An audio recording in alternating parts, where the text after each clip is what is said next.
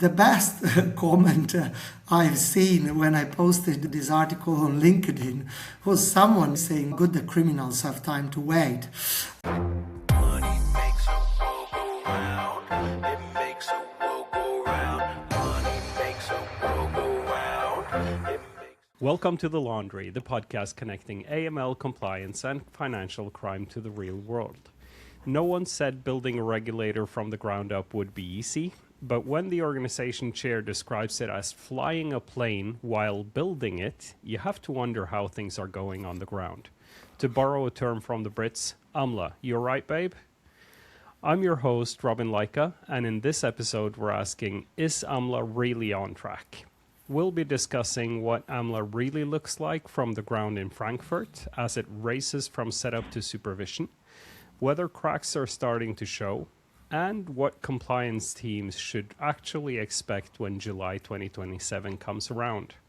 To dive into this topic, I'm delighted to be joined from Frankfurt by Carlo Boffa, EU Correspondent from AML Intelligence. Welcome to The Laundry, Carlo. Great to have you with us. Can you give the listeners the elevator pitch on you and your news beat? Thank you very much, Robin, for having me here in the podcast. Hello, everyone. Good morning. I'm Carlo. As Robin said, I am the EU correspondent for AML Intelligence, a B2B publication that focuses on anti-financial crime regulation and AML CFT topics. I am arguably probably the only reporter right now that is constantly looking at AMLA day in, day out in Frankfurt. Hopefully after this conversation there will be more people that will take a look at the agency, and maybe I will have some colleagues afterwards. Perfect. Let's dive right into the discussion.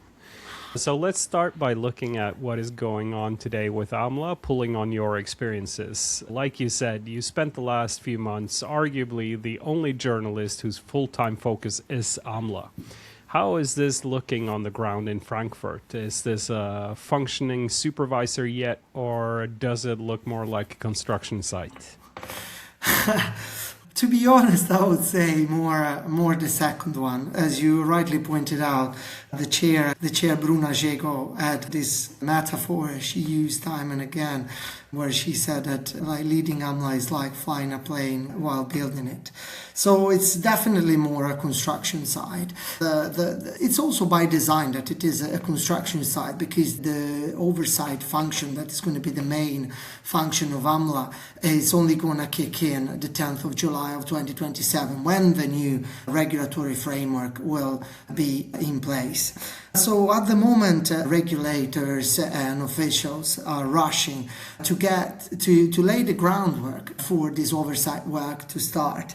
And in practical terms, that means like writing thousands of pages of regulation, regulatory technical standards, guidelines, because of course there are 27 national regulators that have done things in all sorts of ways very differently from one to the other one, and now they have to come together and try to formulate common rules.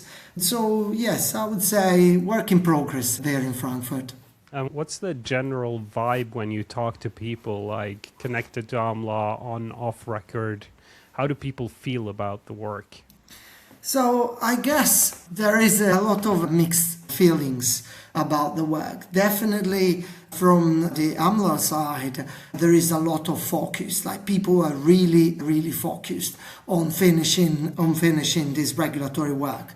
Not just because, as I said, it lays the groundwork for the future oversight, but also because EU laws requires that the regulatory work is in place by 2027. So there are strict deadlines that AMLA has to abide to. And the Commission is really keeping a watchful eye that AMLA is basically doing its job and sticks to the deadline. Definitely, people are very focused on that. There is, I guess, also a bit of frustration with it, because as you might have seen, and as our listener might have experienced, there has not been an awful lot of communication, of outreach by AMLA. So it's a bit of frustration mixed to curiosity still. Like, people don't really know what to expect from AMLA. They don't know which direction it's gonna take its oversight. So supervisors in AMLA have been at pains to stress that they will apply the rules proportionally, and they will use this risk-based approach that now is basically the buzzword in the AML word. Risk-based approach just means that you're going to focus on your biggest problem and just maybe leave on the side like smaller, lower risk supervision. They have said this time and again, but people are like, okay, you say this and then you come up with really prescriptive legislation, like thousands of pages of regulation. So these two things don't really gel well together. And so people are a bit like, what's going to happen? And so far, because of this lack of outreach, we haven't had a clear picture yet. From national authorities, what I can tell you is that, speaking with national regulators that now feel the AMLA General Board, there is a bit the same sense, like a lot of concentration into finishing the work that needs to be done. And sometimes you can also feel a little frustration maybe with the colleagues, because we're coming from 27 different regulatory environments. Everyone always wants to say, oh yeah, I'm so special that I need to have a bit of a carve out in this rule, I need to have a little bit of flexibility in the other rule. But that of course goes against this harmonization, like total alignment, the goal that AMLA has. Yeah, exactly. Maybe let's get into one of the juicy scoops. So based on the documents you've seen, AMLA is considering to delay the risk assessment framework for the non-financial firms for more than a year. That would bring it towards like end of 2028. Is this the first kind of crack in the timeline, or what's your thoughts on that?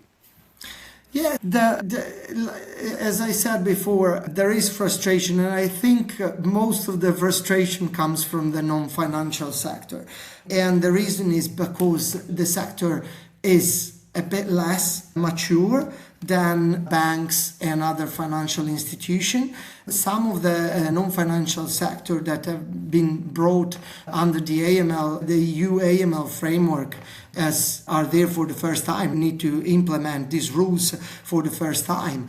And yes, so they would appreciate a little bit more engagement from AMLA, and they would appreciate more time from AMLA. As you said, we have seen some document at AML Intelligence that show that AMLA will delay this risk assessment. So basically, before implementing its oversight and to see what the agency is going to focus on is going to take one more year for the non-financial sector. And that's because, as we said, the sector is far less mature and some companies don't even have in place the structure to implement an AML framework. Is this the first crack, as you ask? That tells you a little bit about the level of ambition that there was from legislator versus the reality on the ground. Like, the AML package was hammered out in 2024, and the reality on the ground is that in 3 years it seems that you cannot really make every company in every sector ready for these new rules. Yeah, I would say that this is the first sign that it might have been too ambitious, the timeline from the outset. And from the inside on the timeline, do you feel like the people inside of AMLA believe in the current timeline they have? Here we need to make a distinction, because, of course, for the regulatory framework that they need to supervise financial institutions, there is no escape. They have to put it in place by 2027, because that's in EU law. So they might have some delays on certain small things, but the architecture need to be in place for 2027. So there, whatever frustration or sentiment there might be, yeah, they have to hit this deadline. From other things like, for example, we've seen this risk assessment for non-financial sector. We've seen also, for example, the application of rules to football clubs and professional football agents that has been delayed to 2029. I think that, yes, people have started realize that certain things cannot happen by 2027. And I think, especially for the non-financial sector, where AMLA has a not a direct supervising mandate, there is more room to delay certain things. Then there is a second element to your question. And the second element, we have seen it of late also at the big AMLA conference that took place on June the 9th.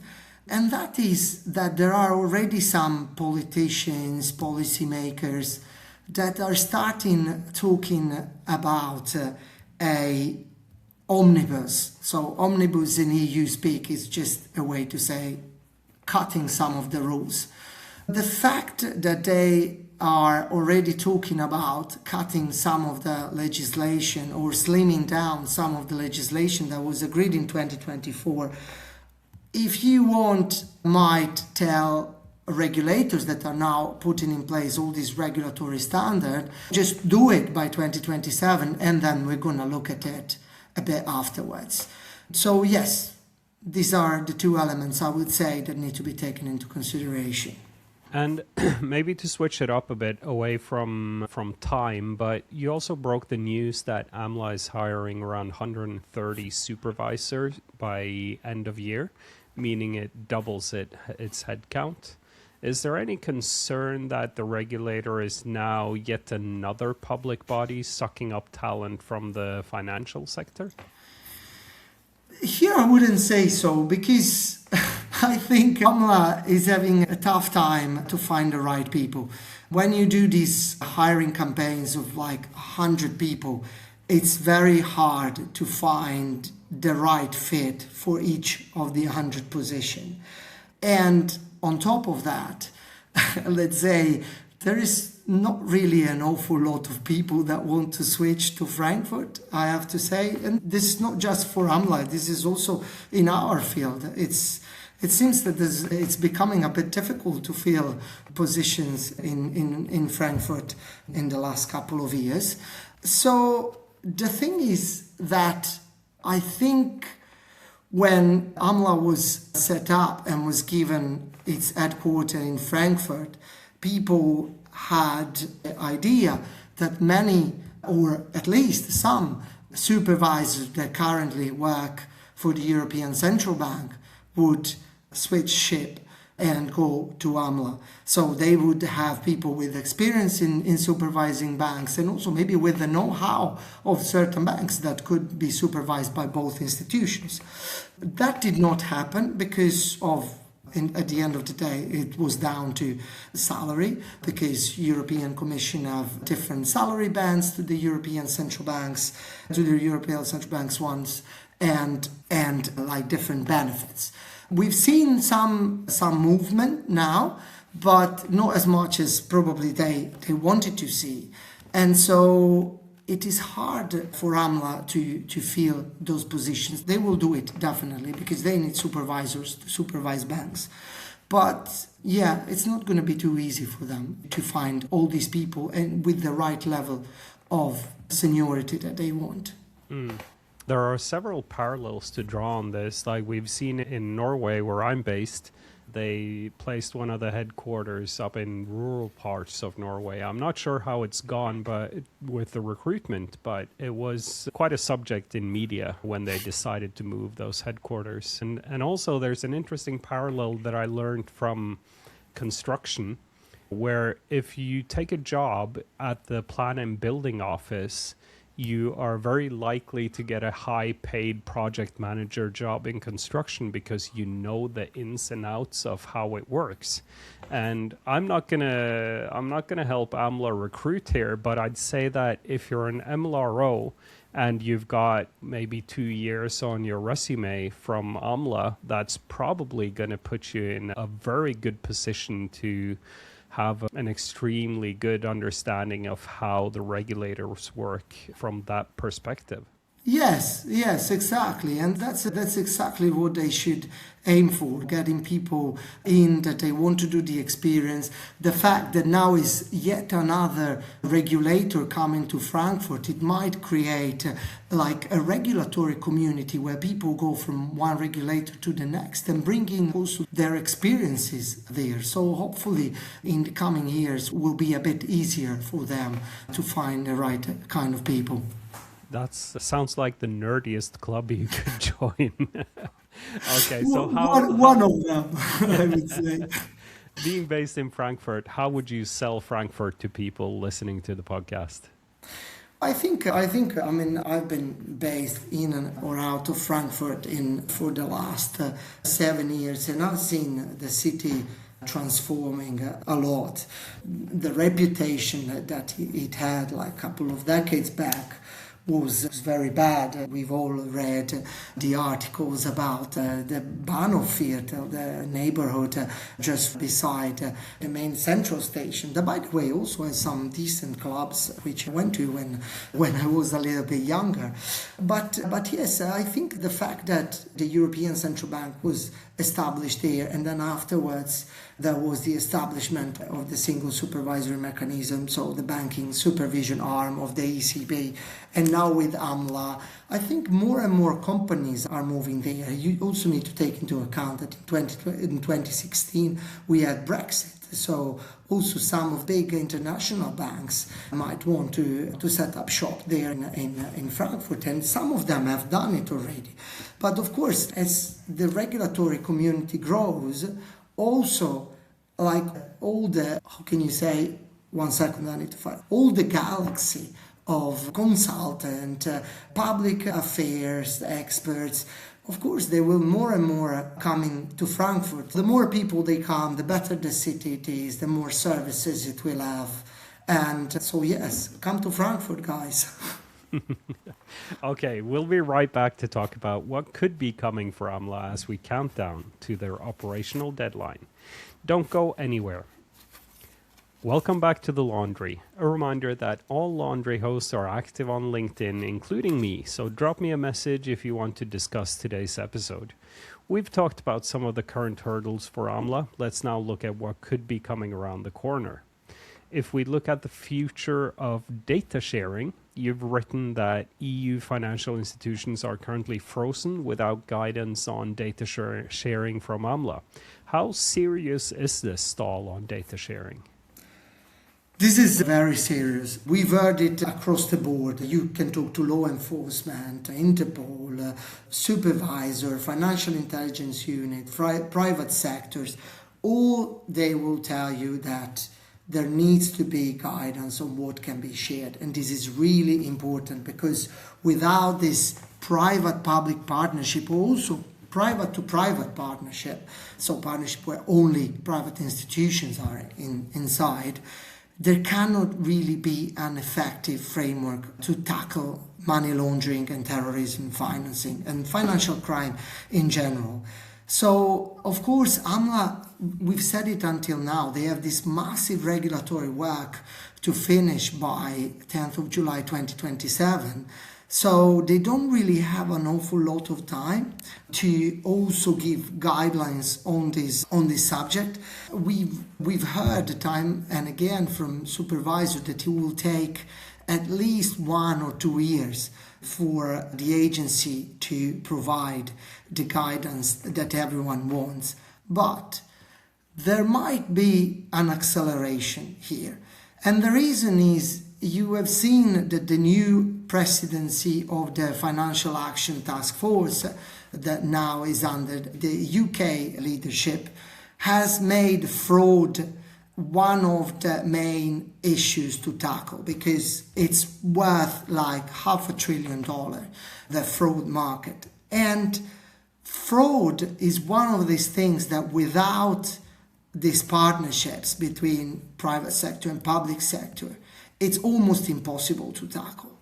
And I would say that could accelerate the work because there will be more and more pressure on AMLA to give these guidelines, because without these guidelines, basically, it's really hard for EU institutions to set up this public-private partnership, because the privacy watchdog, the European Data Privacy Board, has stated already back in 2023, when the EU AML package was negotiated, that they do not want this partnership, and they question the effectiveness of this partnership, because they say it could easily amount to private sector mass surveillance, something that shouldn't be in the hands of private sector.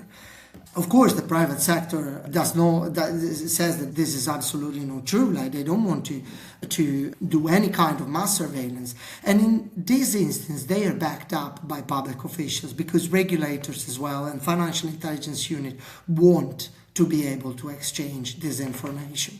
So we've seen last week the AMLA has published a press release saying that they've started work. And I think that's an indication that there might be an acceleration in the timeline there. And you've also interviewed the Italian FIU director, who said it will take 3 to 5 years to bring the national authorities into line. So that's well beyond the 2027 deadline. What does the deadline actually mean? Is it a start point or is it a finish line? So, I tell you, the best comment I've seen when I posted this article on LinkedIn was someone, I can't remember the name, saying, "Good, the criminals have time to wait." So, well, to be fair, what the director of the Italian Financial Intelligence Unit was referring to there is the harmonization of suspicious transaction reports. So the reports the banks send to the FIUs when they see that something is fishy. Basically, they see a customer that is doing a transaction that is either never done or very big, much above the someone financials mean, and so they send it over to the FIU to check whether it's money laundering or there is a chance that there is any other crime involved. Here, the practices among the 27 EU countries could not be any different. They are very different. The kind of data they ask for, as FIUs ask for, very different in the kind of template they use, and very different in the format file, the IT format file that these reports are sent to the FIU. And on top of that, there is also very different ways that each FIU then communicates this report to the relevant law enforcement agency. So I would say, to be fair with Mr. Serrata, it's just realistic. There cannot be any other way. And it's good to tell the truth sometimes. But on the other side of the coin, it's also true what certain people in the private sector say. And that is that this harmonization would come. So why didn't you start preparing early? Why didn't AMLA start preparing early and try to already do some work before the framework would be agreed as well? So, of course, it's easier said than done. But yeah, I think this is a valid point. Maybe an earlier start would have been advisable there.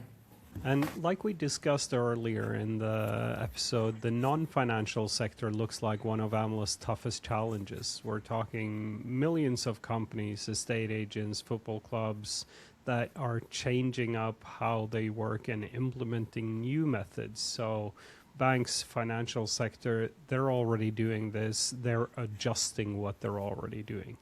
But is bringing all of these companies into the AML fold simply too big of a task? Have they underestimated the intricacies of this? There we go back to what we said before, the fact that they moved the risk assessment 1.5 years down the road, I think speaks volume about the challenge that AMLA has. And yes, it's really hard. If you think a notary, a lawyer, a real estate agent, they might be single person businesses and you basically apply the same rules because that's what AMLA is required to do, then you apply to a bank or a crypto firm or an insurance group. They might have 1,000 of compliance officers in their ranks. And that already is a challenge in itself. And yes, of course, as we've said, AMLA pledged to use proportionality. They even floated a kind of like small business regime where, the very, very small businesses just have to report to their supervisors every 3 years, if I remember correctly. But still, the rules are there. And despite the fact that there will be AMLA, the supervision of these entities, of these non-financial entities, will remain mainly with the national authorities or sometimes even regional authorities in certain countries like Germany. So if there is a rule, then it's up to that authority how to implement it. And of course, as a business, you don't really want to say, oh yeah, I'm not going to follow maybe this rule or this rule. I'm not going to follow it that closely because I'm sure they will apply proportionality. So it's a huge task for them, for AMLA, and of course for the non-financial sector. So as you correctly said before, 2027 is probably going to be the start rather than the end, and it will be a learning by doing process. Yeah, I'm just thinking about the delaying reporting for 3 years. It just sounds like the perfect recipe of setting up smurfing agencies. Like we've seen this in the UK where you have these small hole-in-the-wall shops and they're incepting 200 companies a day. It just doesn't seem like the responsibility should lie at the small agencies. There needs to be another body that picks this up. Yeah. I'd love to be that body. Investigator, man. Yes, I think you would see some really cool things because there are all sorts of businesses coming under the new EU AML framework. You have jewelers, you have football clubs, as you said, but you also have money remitted that could be placed just at the gas station down the road. Even those will have to abide to the AML rules. Yeah. And how do you really pick up on when someone that's regulated act as an enabler, then you need another body to pick up whether or not they're fulfilling their obligations. It's an interesting scenario. But if you and I were to record this again in Frankfurt next year in July, will we be sharing some champagne on the big launch day, or are we standing in an office still sorting out the Wi-Fi, can't find the printer? I would say let's bring the champagne bottle anyway. Whatever the situation of the Wi-Fi, it's always good to have a bottle of champagne, even if just to forget the massive amount of work they had to do. No, honestly, I think in 1 year there will be more clarity on what AMLA will do and what direction there will be in the EU AML framework, what direction they want to take. We've been promised more outreach by AMLA. There was this big conference on June the 9th that was the kickoff of this campaign to be more open towards the public. So we just need to wait and hope that's going to be true, that we will have more signals, more understanding of what's happening in Frankfurt. But on the other side, we also have to manage expectation. Is the EU, and in the end, you have to put together 27 different needs and different wants. And it takes time. It really takes time. Okay, before we end this episode, we're going to dish out some quick fire questions for you. Are you ready? Yes. One word to describe the mood inside AMLA's Frankfurt HQ right now. Yeah, tough one, this one. I'd say focus, because I think everyone is really focused on hitting this deadline, hitting this 10th of July deadline. And focus that because of some national specificities, they won't derail this train or ground the plane, as Bruna Szego would say. So I think everyone is really focused to finish this work. What's the biggest misconception compliance teams have about AMLA?